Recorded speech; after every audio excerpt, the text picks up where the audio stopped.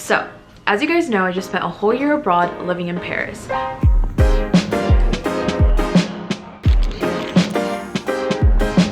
But before I moved to one of the most beautiful cities in the world, I was debating between having security and taking a risk. By the way, I made this life-changing decision through an Instagram poll. I had just graduated from college and everyone was asking me, so what's next? Are you gonna find a job? When are you gonna start working? And as you can imagine, I was feeling very overwhelmed and pressured. But I did find a job eventually. I was deciding between accepting a job in a city that I really couldn't imagine myself living in. And the pay wasn't that great, but it was security. Or I could take a risk and fulfill my 16-year-old dreams by hopping on a plane, moving to Paris, traveling world, and working as an au pair. And thanks to my Instagram followers for giving me the push that I needed to decline my job offer, pack my things, and live out what would be the best year of my life. And now a year and some change later, I'm back here sitting in my old room about to update you guys on what the heck I've been up to with my life and what's to come in the future. So let's get started. I'm gonna answer a few questions from my Instagram, and the first one is, did you cry?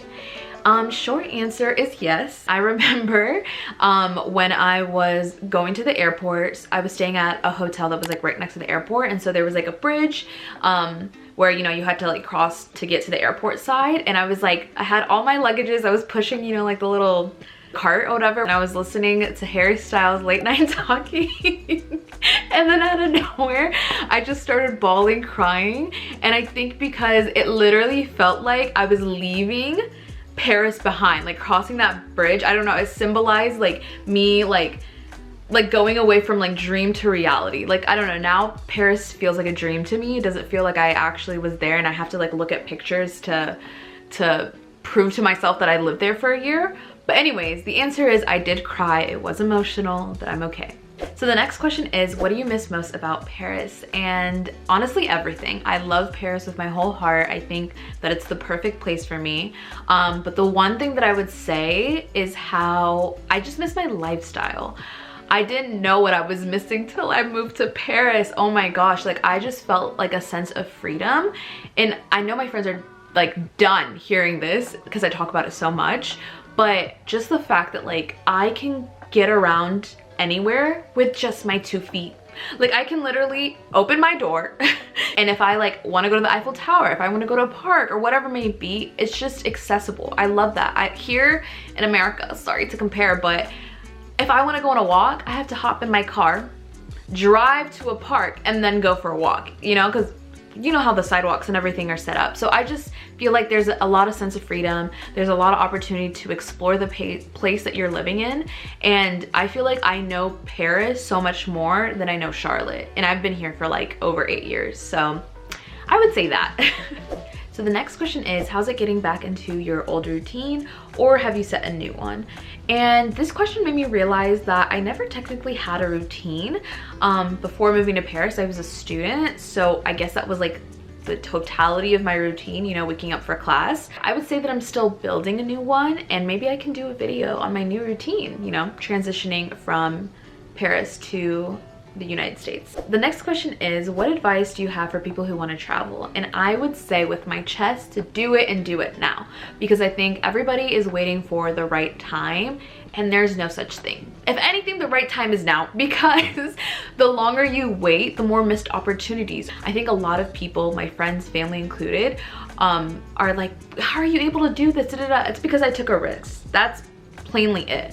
And you don't always have to take a risk in order to travel, but I just think that you have to make it a priority in order for it to happen. And I know that finances can be a concern, so there's so many opportunities and resources that can help you travel for free or significantly cheaper. So yeah, I would say do it as soon as possible and be open-minded. So the next question is, if I would go back in time, would I still choose Paris? And my answer is absolutely yes.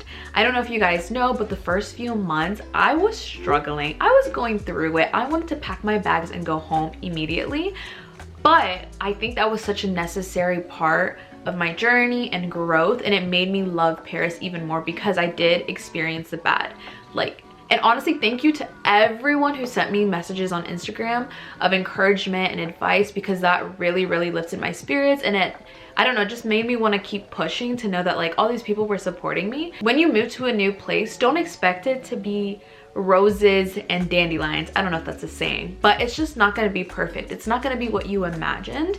But if you can get through that hump and still love it, then I think that's the place for you. And I felt like that's exactly what Paris was. No matter what I went through, in the end, I saw so much positive and so much good, and I just loved it there. So the answer is yes. I would 100% do Paris all over again. So I got a few questions about what's coming up next and what's next for Savvy Gabby, and I would say there's a lot. At first I thought, you know, Savvy Gabby was done, because I was like, what is there to vlog in Charlotte, North Carolina?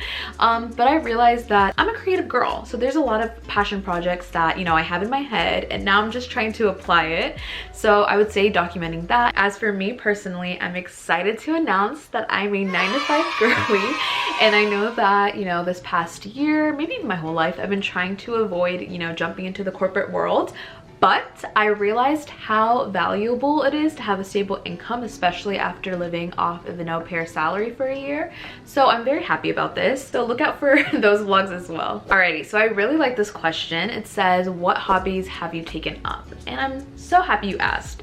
So one is reading. I'm a reader. Okay, I feel like reading is like cool now, but I would like to shout out to Europe for that, because I had no interest in reading, but it was peer pressure. I saw everybody around me reading and I felt left out. So I was like, okay, it's time for me to open up a book, and I absolutely love it. So I've been reading a lot. I even got a library card. So I don't know if this is a hobby, but I'm really taking my French seriously. So I've been making that a daily commitment to learn French, because I really do want to improve, as I said, trying to move back. And another fun hobby that I've kind of started, it's like, you know, in the baby steps, is writing a book. Ooh, she thinks she's a writer. I don't, but okay, actually, maybe. I don't know if you guys know what Wattpad is, but I had a little account and I was doing numbers, you know, for that time. But I thought it would be so fun, just for my sake. Nobody even needs to look at it, if I would write about my Europe and being abroad experience and turn it into a book. And so I'm like trying to figure out how to write a book, and I've been doing research, and I've like started on outlines and everything, which I'm really excited about. So that's just a fun project. Like nobody has to even see it. I just want to do it for myself. So the last question of the day is, what is the next destination? And I thought this was a great question because there's still so many places that I want to see. I haven't even touched South America or Central America, and those are places that I've been dreaming of seeing. I miss home, so I want to go back to Ethiopia, maybe for the summer. I want to go back to Asia. My heart is pulled in so many directions. It's just about making time for it. But you know, now that I'm a working girly, I have to like use PTO, you know, to like make that happen. But either way, I'm really excited about traveling and making new memories. So I hope you guys enjoyed this video. I'm so excited to start posting and documenting my life here in Charlotte and seeing what, you know, working is like. But yeah, if you guys enjoyed this video and want to continue following on my journey, don't forget to hit that subscribe button. I love you guys and I'm so grateful for you guys. So thank you for everything, and see you guys in my next video.